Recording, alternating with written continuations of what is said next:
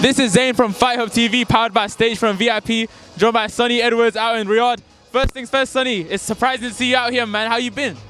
Yeah, I've been good. Obviously, I only fought, 5 days ago? But I weren't missing this for the world. Lyndon on his biggest night, he showed up for me time and time again, no matter where I've been fighting. He would have been out in America if it wasn't for this fight. So, yeah, there was never a chance I won't come in. I got home from Arizona on Monday, went to see my kids, had a sleep, got my stuff ready and set off on Wednesday. So, yeah, man, we're here. Let's do it. Yeah, quick turnaround for you, man. Let's talk about your fight first before we move on to the card. Massive fight. It was a great event. It was a great fight, bro. You earned a lot of respect in that performance. How you reflect on that fight a couple of days after? Yeah, I feel it was a great fight. It was a great event to be part of. I was really, I want to say grateful, but to be a part of such an event as a flyweight, I never thought realistically possible. I see my brother and other fighters at flyweight, sort of what the fights look like, the slots they were getting given, etc. And to be involved in such a big event, such big purses, such big promotion, yeah, okay. I didn't come out the top side. In my head and in my heart, I feel like if my eye didn't go in a second, the fight would have been very different, but that is what it is. He hit me with a shot and he hurt my eye, so that was the fight. But yeah, apart from that, still buzzing to be a part of the schedule, still buzzing to be, my position in the sport. I've been getting shown a lot of love pretty much from every corner, most corners anyway, since. But win, lose or draw, I've always been the same. I just want real fights, I want events, and I'll do everything I can to be in those positions again and again and again and again. That's it. Talk me through that fight, like you mentioned if the eye didn't go, but talk me through, what were you thinking through each round as the fight progressed? After the first round, if you sat and put a mic on me and asked me, oh, do you think you're going to win this fight? I would have said, I don't know how I'm going to lose it.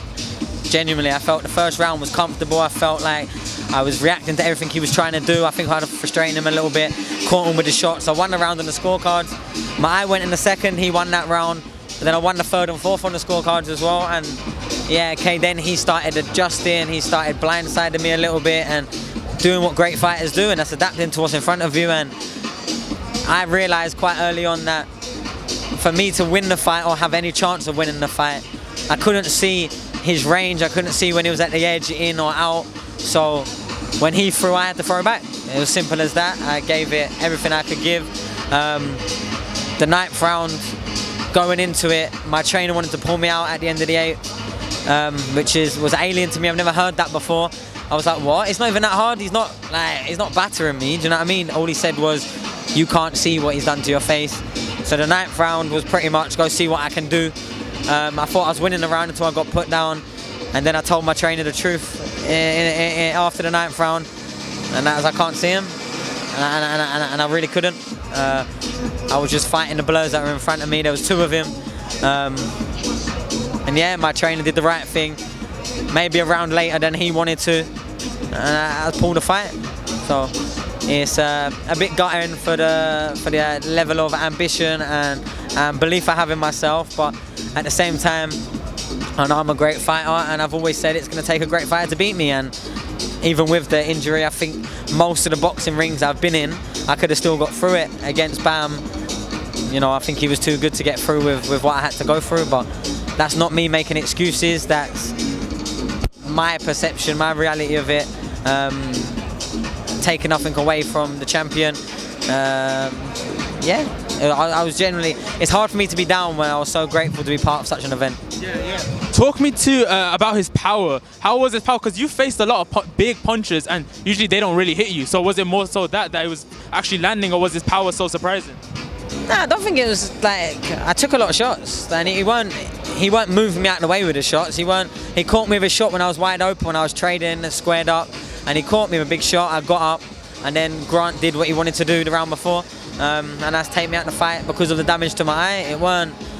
I didn't feel completely second best. I didn't feel outmatched or outboxed. Yeah, he hit quite hard, but it weren't the power, really. I don't think it was the eye, and then I just couldn't work at the rate that he was working at, and I think he got onto that as the rounds went on, and he was blinding me. You could hear from their corner in the fight, they're saying, he cannot see you out of his left eye, keep marking it up, keep going to that side. So it was the right advice, and he did what he needed to do to become the champion.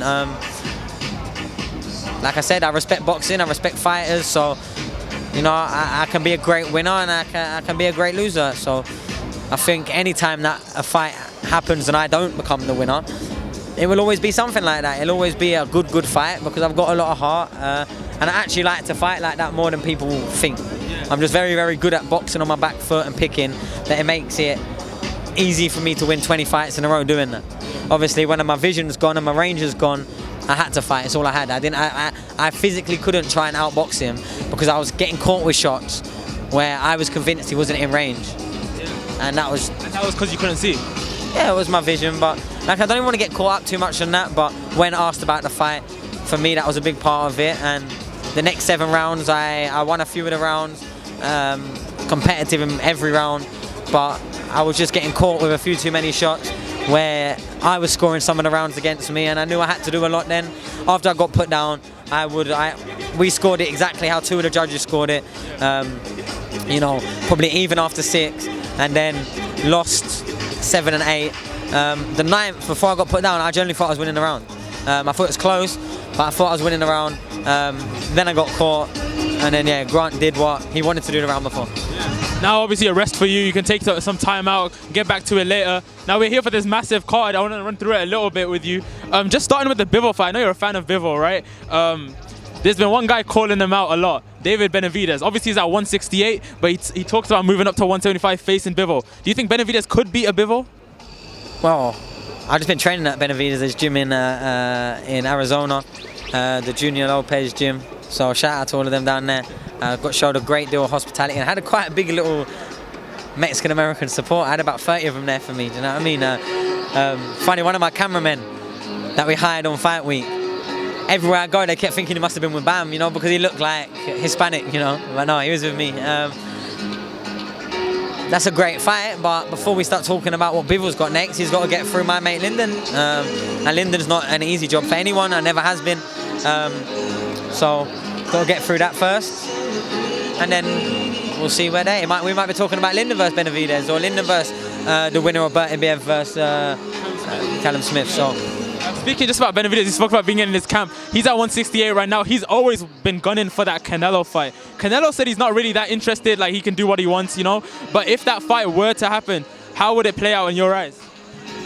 I'm not sure. I think Benavidez is a bit bigger than Canelo, but Canelo's a great fighter. I feel like Benavidez has got good, quick hands that are explosive. So I don't think Canelo would want to try and walk him down just as much as he's trying to walk down everyone else. But at the same time, Canelo is that good. Where it's hard to pick against him really confidently, no matter who he's fighting, unless they did the Bivol rematch, and then I'd put the house on it, you know what I mean? Yeah. If I had to urge you for a pick between Canelo and Benavidez, who would you lean more towards or pick to win? I'd want Benavidez.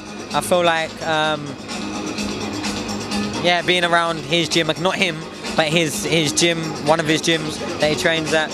And not only that, the main reason why we haven't seen the fight yet, Canelo says that he doesn't want to fight another Mexican. Well, Mexican fighters are some of the best in the world. Just because you're the best fighter in the world don't mean you can just not fight anyone from your country when they're the best challengers. So hopefully that changes, and I don't think Benavidez would be the same. I think he would fight anyone that's put in front of him. He has so far kind of shown that, and he's always looked very, very good in the ring. So yeah, it'd be a fight that I'd be excited for, but whether Canelo takes or not, he calls the shot. So yeah, obviously the main event, Joshua Wallin and then Wilder Parker. Those are the 2 main events, but there's plans for Joshua Wilder getting made next year. I don't want to look past these 2 guys because they're both tough tests, but let's just say Joshua and Wilder both come through this. How does Joshua Wilder play out? No, AJ's my friend, AJ's my guy, British as well, and been a great reason why boxing's ascended at the rate it has over the last few years. I'd back Joshua all the way. I like when he's up against people of a similar eye line. I know he's a little bit bigger than Wilder, but he's a lot heavier than him. But AJ's kind of Achilles heel has always been against those people about 5'10", 5'11", 6'2", 6'3", always has been. So they're always the fights that when he's getting into him, I'm a bit like, because I know from the amateurs that they're the ones that he's kind of more struggled with, the people that looks like he shouldn't be in the ring with. But Wilder, a big, massive, dangerous, destructive puncher. So far I've seen that all the time, but when he's up against someone big and his eyesight, he's normally the man in the ring. That's why I would still love to see him fight Fury, and I still think it would be a great fight no matter what anyone else thinks. Because when they're the same height as him, it's easier boxing for him, I feel like. So Wilder, I think, would be a good matchup for him. Obviously, it's the power and explosiveness, but I think that would bring the savage fight out of AJ, and I think that's what we need to see for him to get back to the pinnacle. And just final question from me, a fight that's actually confirmed, done, set, February 17th, Fury versus Usyk, undisputed at heavyweight. How do you see that fight playing out, especially after that Ngannou fight as well? Yeah, I mean, obviously Fury's usually been the favourite, but if you asked me pretty much at any time before, like in the amateur days, like Usyk was the guy. Like, Usyk was the GOAT, you know what I mean, as amateurs was concerned. And as a pro, what has he done wrong? You know what I mean? He has really gone through the weights, gone through the world titles, and looked great doing it. So it's one of those, it's like, what Fury turns up, how do their styles go? The big target of Fury, in some ways, the size and the strength is an advantage, but at the same time, moving a big figure is a lot harder than moving a 6'3", much smaller figure. And Usyk is as good with his feet as anyone at that weight, as good with his engine and everyone at that weight. So yeah, I think it's a great fight and I can't wait for it. Thanks for your time. I think the press is starting now, so thank you so much, Sonny. That's it, I'll go get my seat.